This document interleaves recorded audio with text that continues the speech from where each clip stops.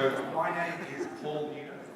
I have the pleasure of being the coordinator for the Sustainable Development Goal 2 Advocacy Hub. It's a bit of a mouthful. Good to see you. What essentially we Very good. do Yeah. Alive, is kicking, work with and speaking. people across private sector, UN and civil society to develop advocacy and partnerships around achievement of SDG2. And so it's absolutely an honour to be here today with Kellogg, with FrESH, over the UNGA, and then the Climate Week here, to be bringing together this kind of partnership and dialogue. And many of you who have worked in this space would be aware that we need to see action. Today we're seeing that it's 3 years since the Sustainable Development Goals were brought into play. 3 years have passed. And yet we still have an awful long way to go. And we're actually not going to achieve these goals in many parts of the world without disruptive partnerships, without people coming together to actually work in different ways, to think about business, to think about philanthropy, to think about innovation together. Going it alone is not working. We have to bring everything together. The latest State of the World Food Security report, the SOFA report that just came out, talks about the fact that, unfortunately, the number of malnourished people is on the rise. And this is because of things like climate shocks. It's because of conflict. But I think it's unacceptable that in today's world, where we grow enough food to feed everyone, that there's people that are still hungry. And so that's why we're here. We're here to stretch your minds, to ask some tough questions. We've assembled a range of people that come from different parts of the world, that come from different areas and different ways of working, to really stimulate cross-sector solutions, to stimulate conversation. And we want you guys to be active. We're gonna have time for questions. We're gonna have time to share. We're gonna have time to engage and pull apart these issues. And so I just want to encourage you, as you're thinking, as you're listening, what are the things that you can be thinking about for actions that you can do? So we've partnered with Kellogg on this, and it's a great space. This is my first time here, and despite the weather, I feel warm just walking in because it's a great space with lots of memories, and food is something that connects us. I know I grew up eating Kellogg's. I grew up with a cereal, and it's great to think. I've been talking with some of the team at Kellogg's, the chefs, about what the future holds for companies like Kellogg's in terms of different grains, in terms of different markets, and how do we meet some of the demand on a mass level for healthy, nutritious food. And so it's good to be here, and I'm excited to see how the day unfolds. Please make sure that you're sharing and getting involved on social so that people that didn't make it wish they were here, but they also get the message out. And so I'm going to welcome Steve Callahan, who is the CEO of Kellogg and our host today, to come and say a few words, but please give him a very warm welcome. Thank you, Paul. It is so great to be here, and I really want to thank each and every one of you for coming out here on, yes, a rainy day, the craziest week in New York City, right? For those of you who are not here, impossible to get anywhere unless you walk, and so the rain makes that equally difficult.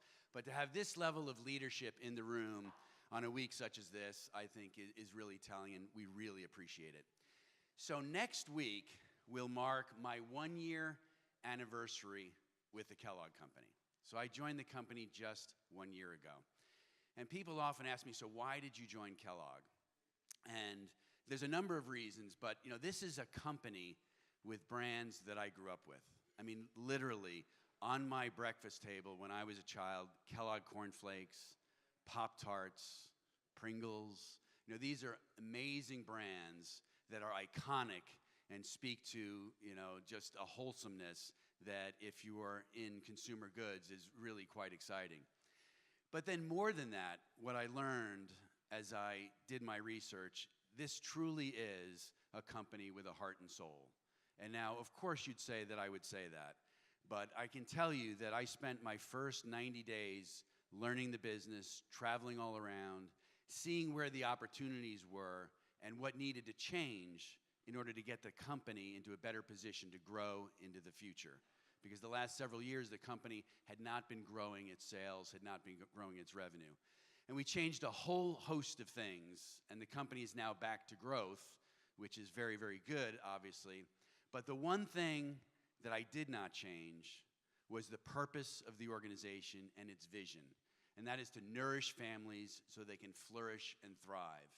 And this was born of William Keith Kellogg's founding promise to the organization, is that we would invest in people and we would invest in communities and we would strive to make the world a better place for us having been a part of it. And it really, truly runs, this thread runs through the organization.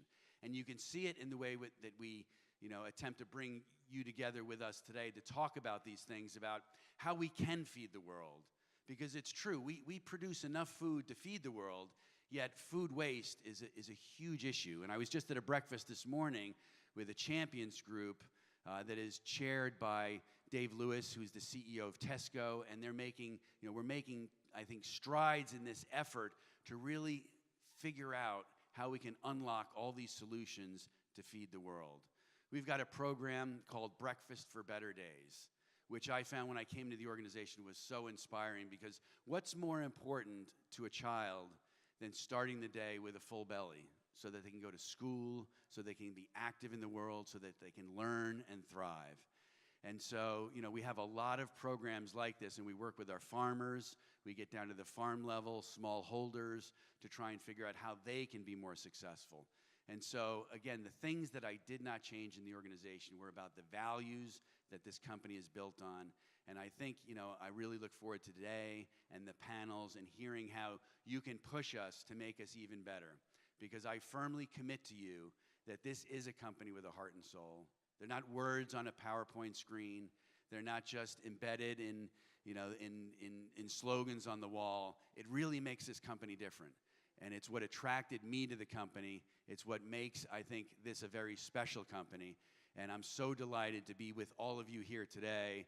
And, I'm looking forward to learning even more about how we can take, this vision that we all have about making the world a more sustainable place, about feeding children, about sustaining farmers, even more successful into the future than, where we are today. And what better week to do it than this week. So now I'm going to turn it over to Diane Holdorf, who does an amazing job leading this whole area of the business for us. Diane? Welcome. It is worth noting that it's 3 years since the Sustainable Development Goals kicked off, and you are all here because you feel like you have a really important role to play in unlocking solutions against Sustainable Development Goal number 2. How do we take the food that's there and drive really meaningful, engaged, interconnected action and create solutions that will drive success, alleviate hunger, increase food security, and most importantly, do it together.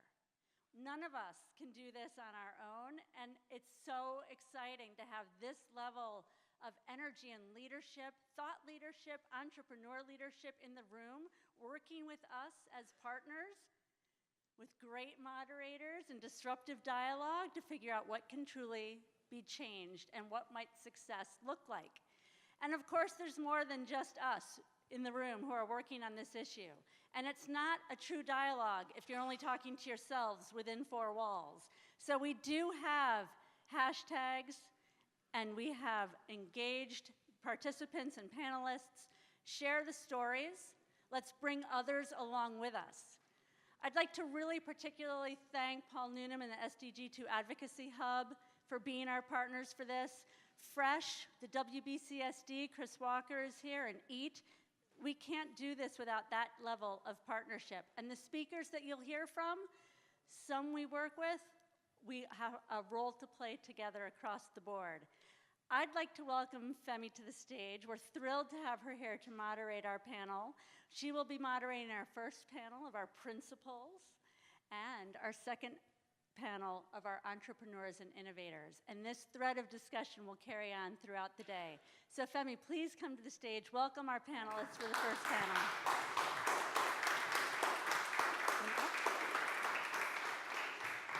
Good morning, everybody. Hello, panelists. If you're in panel number 1, take a seat over here. I'm not going to bring you on Oscar style, so if you're in the first panel, don't make me come and find you. There you go. Wonderful. Yeah. Lovely to see you. In the interest of being disruptive, turn to the person nearest to you and tell them why you are here.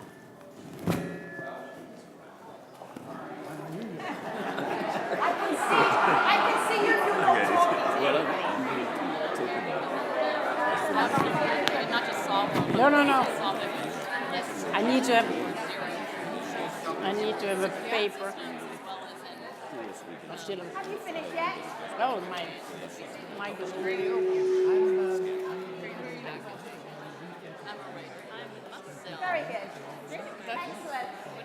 All very good reasons for being in the room. Congratulations. Communities. Exactly. My name is Femi O'Kane. I will be moderating panel 1 and panel number 2. This first panel is about leadership and solutions, and the solutions that leaders will bring this morning and in the work that they go on to do. I always think that SDG number 2, Zero Hunger, is the most audacious aim, not just for all time, but by 2030. So who do we have on the stage who could possibly help with us doing that? Let me introduce you to William. William Warshauer is the CEO of TechnoServe. William, why are you on the stage? I'm on stage because TechnoServe works with smallholder farmers all over the world, helping them increase their yields to grow more food. Gerda Verberg is the coordinator of Scaling Up Nutrition Movement. Gerda, you could be anywhere this morning. Why are you on the stage right now? For 2 reasons. One is that I'm passionate about SDG2 because SDG2 is the driver, the motor to implement all other sustainable development goals. Without good food, good nutritious food, enough food, the right food, you cannot learn better. It was explained already by the CEO. Your health will not be better. You are not able to work better, to be more productive, etc. So it's an enabler. The second point is, and I'm extremely proud of this, Kellogg's will become a member of the Scaling Up Nutrition movement, and more specifically a member of our Sun Business Network, where we have over 600 bigger and small and medium-sized companies who are all working to improve foods for better diets, to have healthier and more active and committed people. It's good to have you. Jose Ferral is the International President of the United Way Worldwide. Jose, why are you so important that you have to be in this precise panel today? You know, I'd actually like to build on what Gerda just said, because we are in 1,800 communities around the world, and our key focus is to actually help strengthen communities wherever we are based. And no community can go from strength to strength and without good food and good nutrition. So this is a key component of the work that, it's the basis of the work that we do in communities around the world. Pierre Chan, good morning. Nice to see you. Co-founder of Yolele, Yolele Foods and Chef, and you're also co-founder of the Teranga restaurant as well. Why are you here? Well, I'm here because I'm a chef from Senegal, and I'm the co-founder of Yolele. Yolele is an African food business, and it's purpose-driven. And we believe that collaborating with smallholder communities among the poorest regions of the world, in the Sahel region of West Africa, where I'm originated from, we believe that this collaboration, opening markets for crops like fonio, which is the one I want to talk more about today, a crop that's been growing for 5,000 years in the region of West Africa, but that's not only very nutritious, that's drought resistant, and that could really bring solution to the problems that exist in that region of Africa. So opening markets for them here in the West, because that's also a trendy crop, is gluten-free, is an ancient grain, all of those things are in demand at the moment. So we're trying to bring the solutions through that and improve the economic development of those regions. All right, very good. Hashtag SDG2, hashtag Better Days, hashtag Climate Week NYC. You could also put hashtag UNGA, but then you'd have nothing left to say. You'd use up all your characters. So those are some key hashtags for you to use to tweet out this conversation. If you're thinking of something that you want to ask, go ahead and think it, and then put your hand up. Because this is a conversation that goes from you to here, from here to you, anytime. If I'm not looking at you, stand up, and then I will see you, and then the microphone will come to you, and then you'll be in the conversation. Let's start with Jose. Your job is to bring communities together. So this idea of integration, it's not so difficult for you. Do you see how everybody can connect? Oh, absolutely. And so we start, first of all, because of the diversity of the community we work in, we do start by looking at what are the root causes in that particular community that we're working in. We then try and bring the key players that can actually help solve the problems in together to actually create coalitions for action. And for us, it is about not only is it the institutions, but individuals at large that should engage in solving problems in their own community. So not only is it the institutions we sit here together, but it's also the volunteers from organizations like Kellogg's and some of our other partners that have a voice and have a mechanism for us to actually get messages out into the community about nutrition and how systems can actually be leveraged to solve some of these issues. So let's talk grassroots, let's talk real people and farming in South Africa, for instance. Mm-hmm. That's an example that you wanted to use. Very much so. So in South Africa, and this is a great example for us in Johannesburg, a big city, but you have spaces, you have open spaces which a government is now making available for individuals to start to create their own urban farms. And the beauty of that, or the reason for our engagement, is not only is it the food and nutrition component, but it's also the financial stability of individuals in that community. Our work in that particular case, it is all about the individual farmer, making sure that not only is he a good farmer, but he's also a good business person and can connect to markets. So we help with the process of not only teaching them good practices, but also teaching how to get that food to the right market in a way that is profitable for them, obviously, but at the same time, it actually helps address food deserts in the community. Yeah, what are you thinking right now? Well, I'm thinking this is a perfect conversation here because we are doing a similar thing. We want to connect these farmers to markets around the world, and that's a mission that really needs different actors. It's not going to be a chef or an entrepreneur or one institution or policies, governments. We need everybody to be involved. So right now what we're doing, we're working with NGOs similar to William's one, and that are in Africa already. And so I'm going to start your story from the beginning because not everybody would have watched Pierre's TED Talk. If you haven't, go and watch it as soon as you finish at this panel. This is important. What is this? Pass it along. Yes, well, this is fonio. That's the grain that we packaged, and that's the first product that we are doing, and we believe by opening markets. Yeah. It's a fantastic story about how you found fonio. What is it even? Well, if I found fonio, actually, it was an accident. I grew up in Dakar, and in Dakar, fonio is really not accessible. But when I was writing my first cookbook, I traveled around throughout Senegal, and I arrived in this lost region, the poorest region of Senegal, it's called Kédougou. And in Kédougou, fonio is king. Fonio is like the grain that they would serve for royalties, for guests of honor, you know. And as a chef, I just fell in love with it. It's a delicious grain. It's, as you see, it's tiny grain. That's the whole grain like this. It's not processed. It's whole grain like this. And it's not only delicious, but it's nutritious. It's drought resistant. It grows in 60 days. It grows in poor soil, the poor soil of the Sahel region, south of the Sahara, where nothing else grows. So I was like, this is a grain, and gluten-free, of course. So this is a grain that just answers to all those questions, and there's a market for it in the rest of the world. People are just looking for this type of grains. So my challenge was like, how do I get this grain, turn it into a world-class crop? Because right now, even in Dakar, like I said, I couldn't have access to fonio. How do I make sure Senegalese have access to fonio, the rest of West Africans have access to fonio, and the rest of the world, for that matter? We still import our grain, our rice. We still import our rice in Senegal, which is mind-boggling when you have a grain that grows so easily. It's that easy to grow. They call it the lazy farmer's crop because all you have to do is... The lazy farmer's crop. Exactly. Okay. It's like you just throw the seeds when the first Just rain spray comes. out, then it's...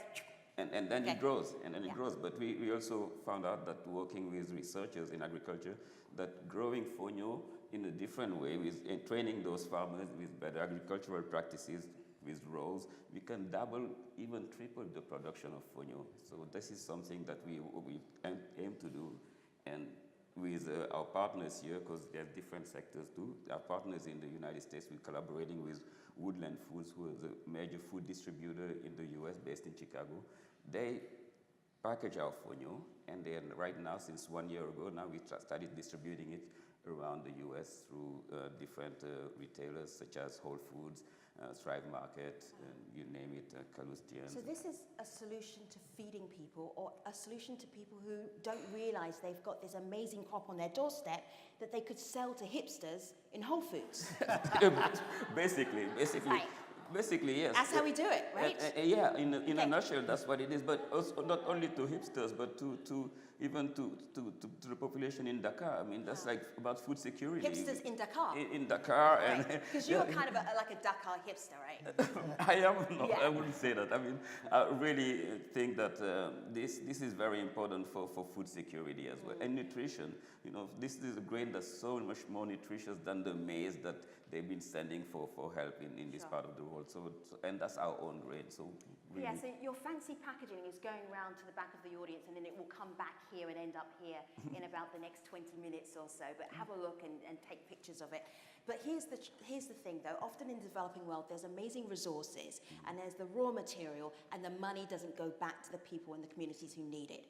How are you going to do that? And also, Jose, it's exactly the same thing. How does the money come back into the communities?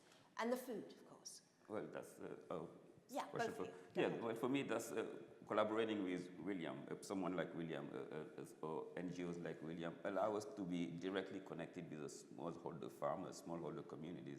We buy the grains at fair trade price, and our next step is to set up a mill, a world-class mill in Dakar that would process the grains and bring employment in the region, and as well guarantee the buying the production of the smallholder farmers. So we really want the ultimate beneficiaries to be those smallholder communities. Ultimately, we will even want to protect the name fonio. The fonio appellation would be just about that region of the Sahel where it grows, which is like champagne, but it like would be champagne, right. exactly. So like fonio, they're only for Sahel region, only for Senegal. Exactly, Senegal, northern Nigeria, Wow. Burkina Faso, Chad, all that region where fonio grows, and that's the goal, to protect it, so we won't have. Do you allow me to come in here? Yes, because I really like the idea and your way of working, and I also like your support or the idea to support hipsters. But here's something from our own Scaling Up Nutrition movement experience. That smallholder farmers who produce this do not only need a fair price, but need to be aware that this kind of grain could also improve their own diets. Because too often they sell these products and they buy back maize, oil, or what else do they do? And sugar. Mm-hmm. So there is also something in this. How can you make farmers and communities aware of that they can improve their diets, making sure that their children have the right development of their brain and the body so that they can then be excellent at school and improve society and the country? Yes, That's such an important component, the whole education piece of this. And as a matter of fact, if you think some of the work we do with Kellogg's in Guatemala, for instance, it is about, yes, we are doing breakfast for better days, but it's the education component with parents, with teachers, and that actually gets the system of nutrition to be much more effective. So the education piece is absolutely critical for us within communities. It's a key component. And this is where also volunteers play a key role, because individuals, you can now create an army of individuals that actually speak your language and spread the word. I'd like to pile on this point and bring in a new thread because I think the nutrition education is key. We're implementing a program with Kellogg in a remote part of India, working with 12,000 smallholder farmers. And while we're working with them on some staple crops like maize and wheat, we're also training women and helping them plant kitchen gardens which are organically tended and which have a variety of nutritious foods for their families as a part of this intervention. But I think an important thread, something which we will not get to SDG2 without tending to, is the thread of gender. And in this part of India, as in many parts of the developing world, women's status is very low.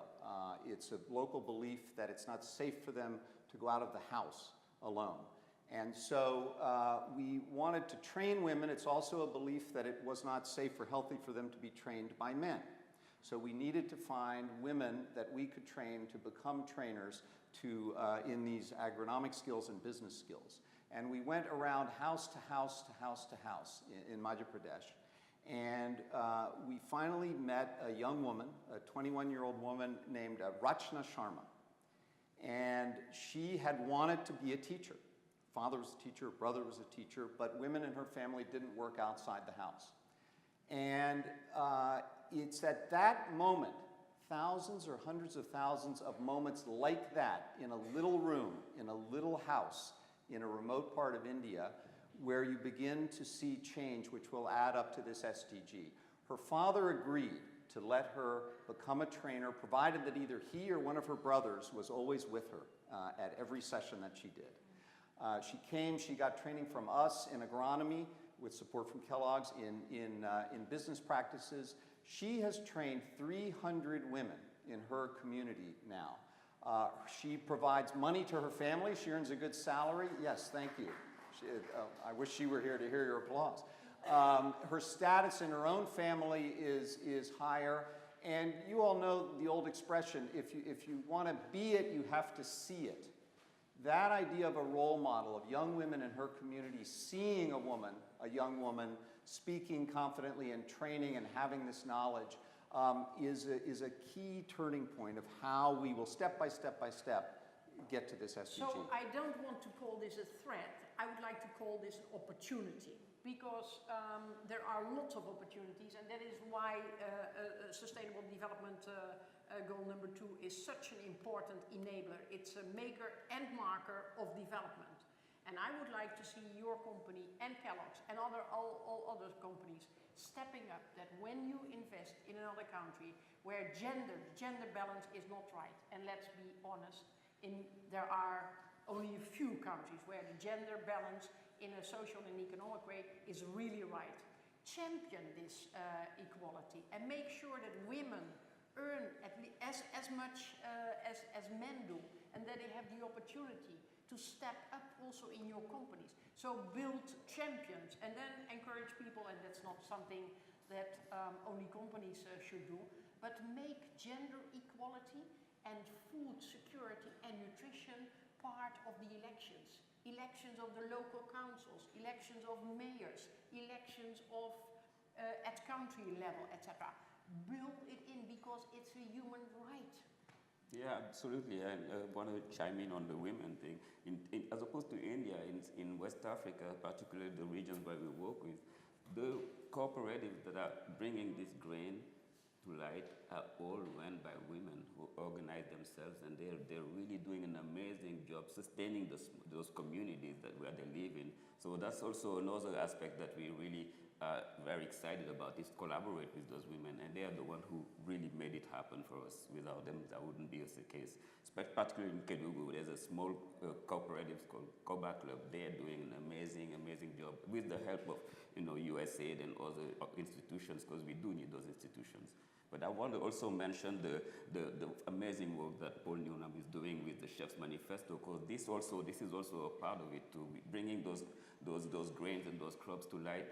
Without the help of chefs, it wouldn't work. The chefs are really at the moment opinion makers, and they are just bringing these things to the wider audience. So that's really something that's crucial to us. Yeah, it was really interesting because I was listening to a bunch of chefs at the back of the room. I don't know what you call a bunch of chefs. Delicious. I think it's a gaggle thing. Gaggle of chefs. And they were planning and talking about what is it that the message should be, and all sorts of different things that they were talking about. And they were basically advocates. They were campaigners. When did that happen? Well, for me, it was really a revelation when Paul Newnham reached out to me with this idea of a Chef's Manifesto, which is this pamphlet that you can find right here. That's revolutionary. It didn't happen. We did have networking naturally, because our community is really small. Wherever you have chefs community, they all tend to gather at the end of the shift when it's really late. We're the only one awake, so we get to connect. But you talk about how to end poverty and how to end hunger when you all get together, or do you talk about the next recipe you're going to work on? Well, traditionally it's been the next recipe, and more than recently though, the discourse has been changing. I mean, for me, I saw the opportunity, and I realized that I'm not the only one. I've seen other chefs doing the same thing, and just getting us together, that's when we realized that there's really this yearning for contributing to bringing change. You know, the interesting thing is that when you look at the role of chefs in communities, and we've had situations where the chefs have come in and actually helped us develop a menu or that families can use, that uses low-cost ingredients but are nutritious. A lot of times what you have is a situation where schools are feeding children, but they are feeding them the wrong things. So having chefs come in and help us develop those menus that are much more nutritious, and we could then educate mothers to take that back into their homes. Or so fathers. Not all fathers. But traditionally it is mothers that are in those schools, and effectively are so the one example in the Philippines we had was where the school was feeding the children in the morning and at lunch. The menus were created by a chef that had effectively defined a good nutritionally balanced meal. And the mothers were the ones that were cooking. And it was not because of the labor, it was because it was an education system that effectively forced those mothers then to go back into the family and use the same principles of low cost but yet nutritious food. So chefs can play a key role in communities. Good, huh? Yes, I was thinking that I'm happy to be here, but I have to admit that sometimes I am a little bit hesitant to come to New York for another lot of meetings where we talk a lot about what are the solutions and how do we do it, and etc. And it's very far away from the people where it all happens. And I'd like to share a few experiences with you, and also to come to an answer of what I hope to see as an outcome of this meeting. First of all, the Scaling Up Nutrition movement started in 2010 under the recognition that getting food and nutrition right is not something that you can leave to the Minister of Health or the Minister of Agriculture. It's impossible. It needs to be country-owned and country-driven, so the government need to be decided. It's a matter of political will to get hunger a part of history, and to get nutrition right, both when it comes to undernutrition and obesity in all NCDs. And it's spreading everywhere. So do governments take the right responsibility? The answer is obvious. But it has to happen at country, because The Sustainable Development Goals are different from the Millennium Development Goals. There we had a global system to improve the situation in countries. And the Sustainable Development Goals said, but governments, countries need to be owner, and governments need to serve their people. So as Sun Movement, we were a little bit the front runner in this idea, and we work with networks. We work with a big business network, a civil society networks, and there are representatives of the networks are here in the room. We work with the UN. The UN needs to get its act together and serve the country better and more, and donors. And do not underestimate that donors and investors also have their own priority and want to drive their own projects. So how do you get it rooted? I'm a farmer's daughter. I've learned that most of the things only grow when they are growing bottom up. And when they are owned by communities and that people are proud of driving their own future. We shouldn't talk about helping people.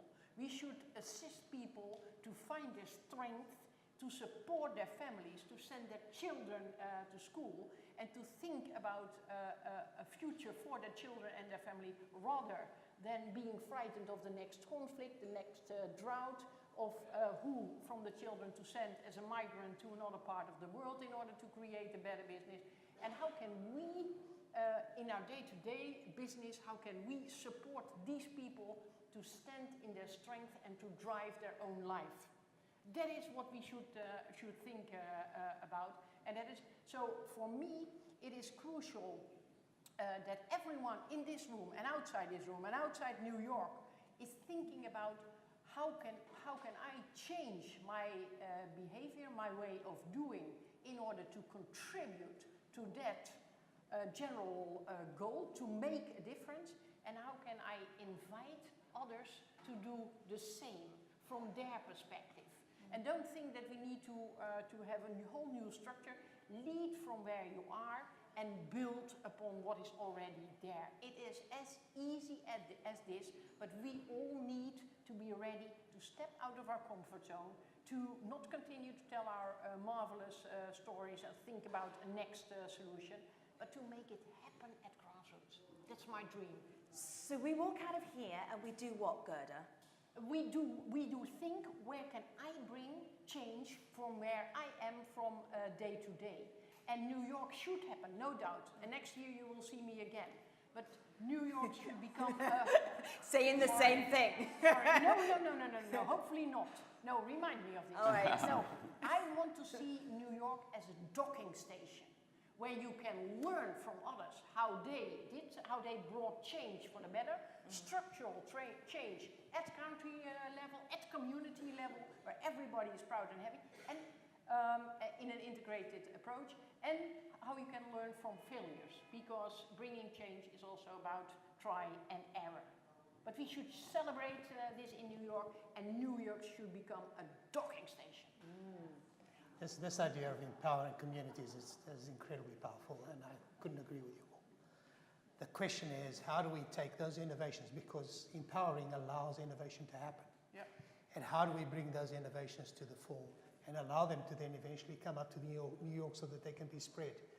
But it's that empowerment local, there needs to be a system that then allows us to grab all of the innovation. The microphone, could you come from behind the screen and stand in front of everybody so everybody can see? Because this is a bit where everybody else wants to get into the conversation. So, tech guys, if you just stand right there in the middle. Paul, do you want to do that? Oh, Paul, great, that's Paul. Put your hands up. There you go. No, not you, Paul. You could do it like that, but it would look a little bit silly. All right. Okay, Will, go ahead. Well, first of all, I've had the pleasure of being on several panels with Gerda before and listening to her, and as usual, she takes us right to the heart of the matter. Thank you for that.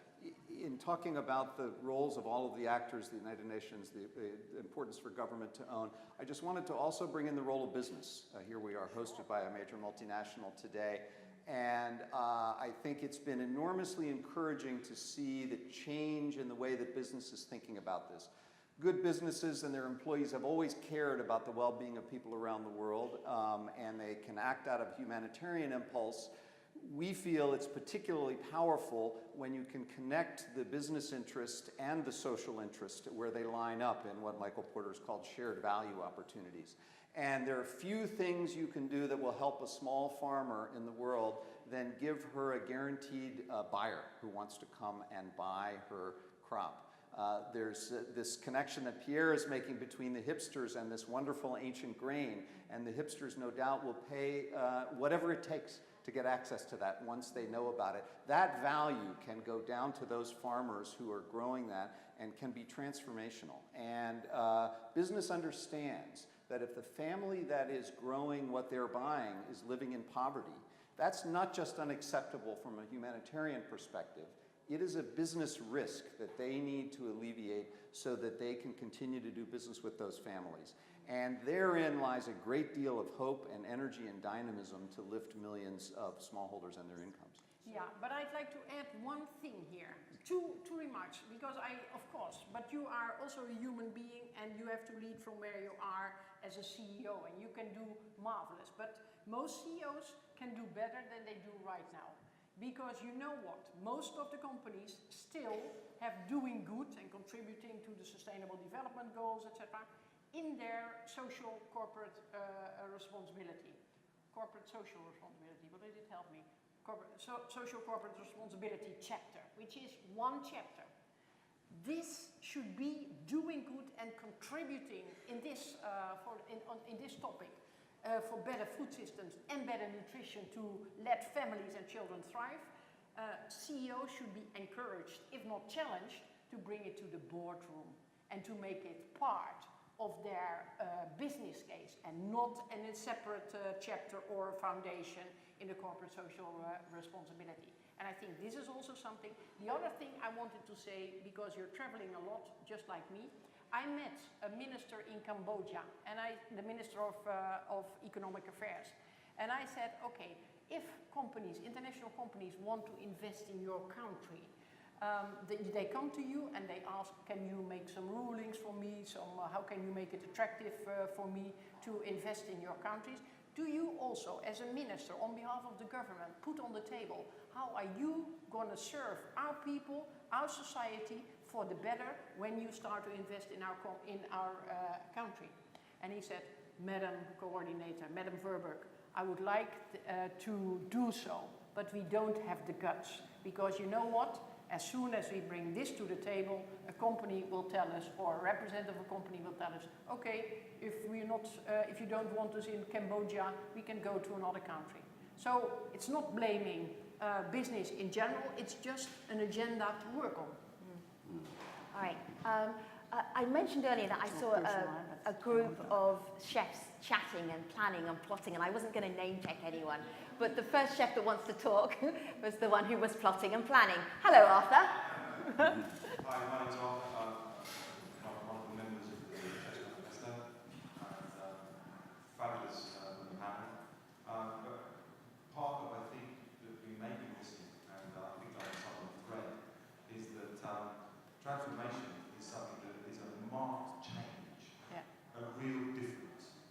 And system is obviously something which is more or less a mechanical thing that's put in place to generate something fairly methodically.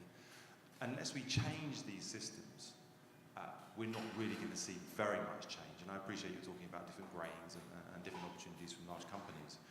But truly, understanding the way the timeline that we have with food over the next 10 years, and what are we going to do to drive systematic change across the planet? Because we talk about growth, and you talk about people making money, you talk about the similar system continuing, but this system doesn't actually work because the agricultural sector is a huge contributor to global warming and global pollution. And unless we change the food system, change the agricultural system to use the grains that you talk about in Africa and in India, and educate people in a way that culturally and socially food is more acceptable locally, then we're really not going to generate very much change. We're going to create opportunities for people to grow some of their own food a little bit, but still the planet is still controlled by huge multi-corporate, massive companies who are designed to make money. And money in capitalism tends to be the driver for this agricultural sector to make money from food that's coming out of the ground. So how are we going to transform the system? I know this is about hunger and the SDGs, but unless we transform the food system massively, the planet is going headlong into trouble. So we can push little ideas around and say, well, we can do bits and pieces, but unless we sit in rooms like this with people as much power as everybody has and really talk about transforming the food system on the planet, then, you know, what's being said. So I challenge the panel, is there anything that we can do to really transform the food system on this planet? I'll take a stab at a very basic starting point, and that is culture. Culture at a community level, effectively getting people to have an expectation from their leaders. But more than that, it's also a culture of collaboration. So there's the bottom-up component, but then there's a culture of collaboration that needs to develop across multiple sectors, because this is not a one-sector solution. Whether it's NGOs, even within the NGO sector, for us to collaborate, it's a struggle. And we need to be honest about that, and we need to start calling ourselves out for that, because it's not only is it the sector needs to work together, but then we need to be comfortable working cross-sector and bringing everybody under the tent and ensuring that everybody is adding the right value at the right point in time. So for me, there are two parts. One is culture at a community level, and two is institutional collaboration as part of the way we do business. Yeah, I think also supporting smallholder communities, smallholder farming is really key. Instead, changing the system that have been feeding the world with like big agri and turning it back to the tradition of like supporting them with revolutionary ways, but like really about the smallholder farmers could be also very, very impactful in those regions for sure. And consequently in the world too, because we have to realize that it concerns all of us. We don't talk enough about the other consequences besides nutrition. The other consequences are like refugees crisis is amazing. The thousands of youngsters are dying trying to leave their regions, those regions of the Sahel in particular, but I'm sure other parts of the world too. We only hear about the Syrian refugee crisis, but the West African refugee crisis is really a tragedy. Thousands of people are drowning trying to reach Europe or dying in this, trying to cross the Sahara Desert. Or some of them who don't do that, they just go into terrorist activities like Boko Haram and stuff. That's just because of lack of opportunities. And one of the main reasons is they don't have food, they don't have employment. By supporting those smallholder farmers and making sure they can benefit from their production, that will just change their vision of the world, and they won't have to leave. I appreciate both the premise of your question and the energy that's there. I don't see it as either or. I agree there are elements of the global systems that we need to change, but I'm more optimistic than my friend Gerda about how many CEOs are leaning forward into that currently, and I think that we should appreciate the scale at which what's going on is already reaching people, whether it's the 10 million smallholder farmers who are making a living through growing coffee, whether it's the 35 million smallholder farmers who are part of some contract farming scheme where they're getting inputs from an agribusiness and working with them. There are millions of people being reached in these incremental things going on around the globe. And that's important because people are going to bed hungry tonight. 1 in 5 kids is stunted today. And so we need to act now, even as we think about longer term, bigger systems change. I would say show me when it comes to the CEOs. Show me and show the world, because the proof of the pudding is in the eating. On your topic, I see the point, and I'm quite concerned. And at the same time, we need to act from where we stand. And I don't think it is one global food system. There is not one global food system. So I think it's country level, and then put people in their strength from bottom up, and connect people indeed to markets, to schools, to health institutions, etc. look at people and what they need and support them to get it for themselves and to build from there. There's one thing I've learned this morning, because I'm also here in New York as a docking station. This morning I learned from somebody who said, listen, when starting material companies are doing research to have climate resilient production and yields, etc., they look at climate, etc., but still they look at the volume of yield.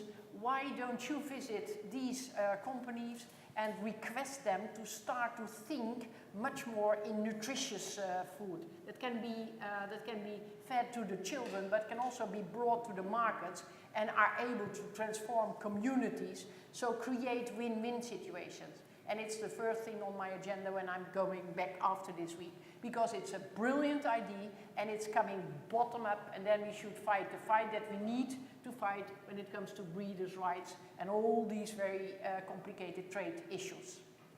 Good morning, hello. Hi, I'm Bettina Prato from IFAD. So I wanted to share something with you that is kind of building on what the chef at the back, you're a chef, right?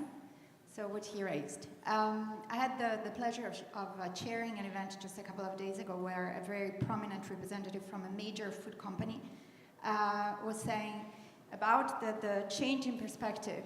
The starting point that many private sector actors obviously have is their supply chain.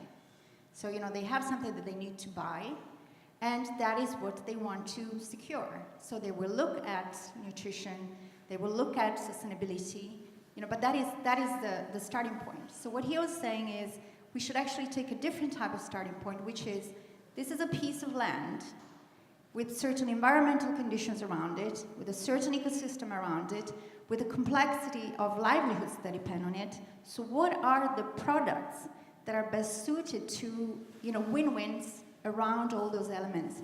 And then we should ask ourselves as private companies, so how do we leverage our roles in the market to respond to that?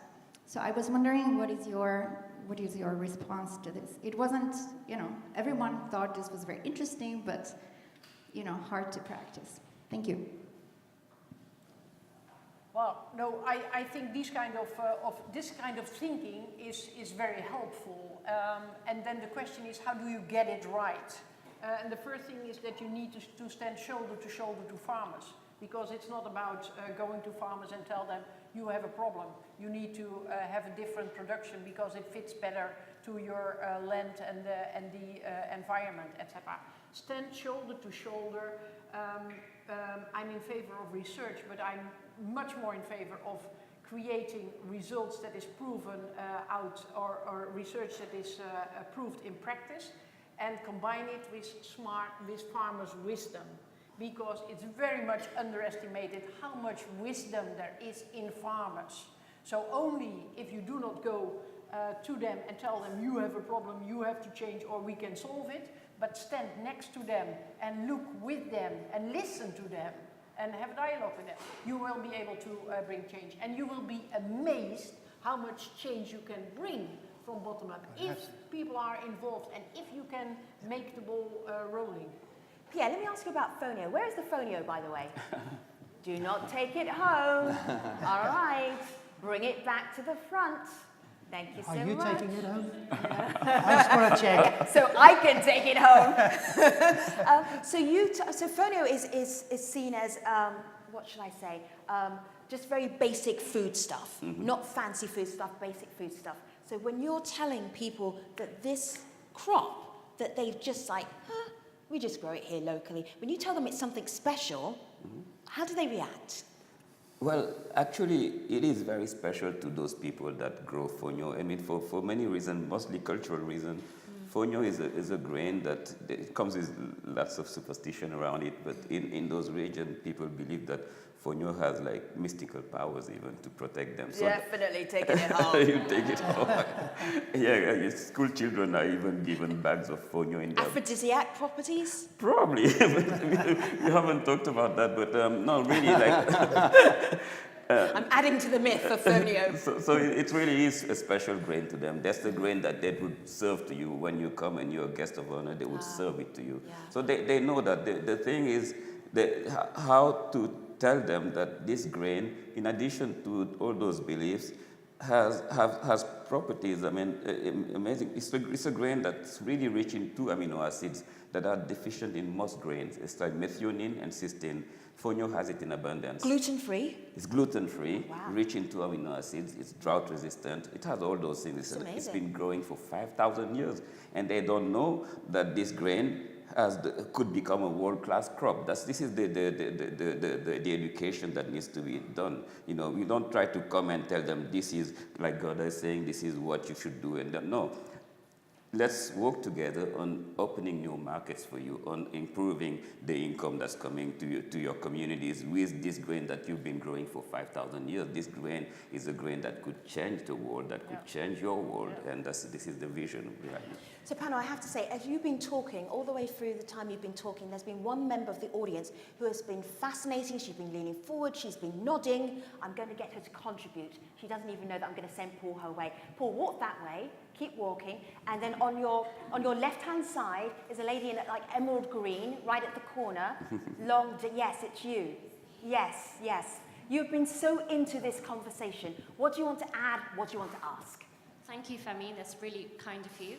My name is Hadia Shirazi. I'm a graduate student at Columbia where I study sustainability. So, you know, these are the conversations that happen on a daily basis, and I'm very preoccupied with the 17 goals, frankly, on a daily basis. And the reason I've been really nodding is one of the things that, I mean, as a millennial too, I'll say this, to be honest, I'm seeing that a lot of people in my generation have sort of become disconnected with the beauty of food in the sense that a lot of people don't even cook. There's a fast food takeout kind of culture, and it's unfortunately driven by this urban living style. Like, especially living in New York City, you have takeout and fast food, and people are just not paying attention to what they're eating. That also driving supply chain reactions. They're driving supply in that way, and not realizing that we're moving further and further away from the natural foods that nourished us and made us healthy. The thing that I did want to ask, and it's a difficult question, so I was like, I probably shouldn't ask this, but I grew up in a developing country, right? So I grew up in a place where you had, in Pakistan, water, food shortages. I knew when we didn't have wheat just because you couldn't buy it. There was none. There was no sugar. There was no milk. And then coming to New York and seeing most of the after-school programs that I work with, the kids are hungry all through the day. But the problem is not just that their parents don't have money, is that we have massive food deserts. And the problem is going to exponentially increase as we see growing urbanization. So 75% of the world's population will be living in cities that just don't have access to the fresh food. So what's going to be heartbreaking in my mind is smallholder farmers, you know, growing all this beautiful green, fresh produce. It's just not getting to the people that need it the most. So it doesn't matter how many cooking classes I do with them. It doesn't matter like how much I teach them about nutrition. They just can't go to the local store and buy anything other than carbs and like empty calories. So I know it's a difficult question, but like, what are your thoughts on how do we think about that when we look at 2050 or even just 2025? Thank you. That is a hard one, because that's talking about nutrition. That's talking about a region of the world that's very highly developed, but still needs to be educated in terms of their food consumption. It's not a difficult question. It's difficult to find the right answer, because it's in one of the Sustainable Development Goals is thriving cities or something, or healthy cities, etc. And the urbanization is really going very quickly. And why? Because desperate people from the rural area try to make a better life in cities where they are exposed immediately to fast food, which is indeed cheaper than healthy foods. They don't follow anymore their traditional diet, and they become obese, and they get NCDs. So from the very beginning, I was not happy with only the focus on healthy cities, because I think it is so crucial to have a decent balance between the rural area and the cities. And now we have to admit that the investment of the government in the rural area hasn't been always that big. And let me give you an example here. I was reading the implementation report that was sent to the high-level political forum. When you look at the investment on Sustainable Development Goal number 2, it was in 2012, government's public investment was 0.38% of the GDP per country. In 2017, it was 0.24%. So instead of realizing that food nutrition is a game changer and needs support and investment from the government, making sure that investments are connected with other investments, it's going down. This is unacceptable if we are to find the solutions. It's not only about money, but it's about commitment, it's about political will. And for me, as a former politician, it's unbelievable that we are not putting this much more on the political agenda. Make sure that those people who want to be the mayor, who want to be elected in the council, who want to be a member of parliament, who want to lead a country as a president or as a minister, let them promise to serve their people instead of infrastructure, a bridge, a house, a bank account, whatever. Make them serve their people, because that is what politicians are all about. Select them on their ability and their commitment to serve their country, to serve their people, starting with children. So, panel, this is the end of the panel. Jose, before you get stuck into that one. The panel will be mixing with you in the networking session, so you can actually have a one-on-one and chat to them. But I did want to finish with one sentence, one thought that you will have, that you will send our audience away with, that really is helping transforming the food systems to drive impact for SDG2. From your perspective, just one thought, Jose. I'm going to leverage this discussion we've just had, because bringing interested parties together in a community to try and find solutions to that particular food desert is the starting point. Some of the work we do with Kellogg's in communities across the US is really focused on that. We don't have the answer, but we are bringing people together to create the answer for some of those food deserts. But there are multiple stakeholders needed. Well, this is probably the most important thing you're going to say today. Go for it. Well, I'd like to close on an optimistic note. I think that there are a lot of things that we know work. If we're talking about the sub-goals of increasing yields, increasing incomes, there are many simple things that we know work. We didn't talk about food waste. We all know that 30% of food ends up being wasted, consumed by no one. There's another area where we can get some wins. So we have the know-how to feed everybody on the planet. It's really a question of applying that, scaling that, having governments own, and so on. But we know the things we can do to make a huge improvement in this. Pierre. Cook for you. How did I know you were going to say that? Cook for you. And yes, and now we're done. Yes, and that is 5 enough minutes. advertising. Yes, thank you so much. Where can we buy it? Right now, you can buy it at Amazon, Yolele Fonyo, of course. You can also get it at Whole Foods. It's growing towards the next spring. Right. We'll be in all the Whole Foods in New York City by next spring. Right now, we're in selected Whole Foods. Our goals: Thrive Market. I can tell you've never said this before. Verda, you gave us so many great words of wisdom. Any last ones, or are you done? Are you exhausted? I'm never done. Ask my people. I was afraid that you would say that.